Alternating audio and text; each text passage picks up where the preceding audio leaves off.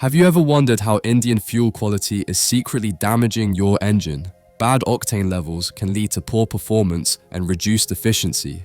And then there's water-mixed fuel, which can wreak havoc on your engine's internals.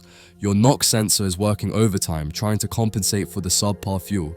This constant strain can lead to premature wear and tear. And let's not forget about injector clogging, a common issue with low-quality fuel. It's time to pay attention to what's going into your tank.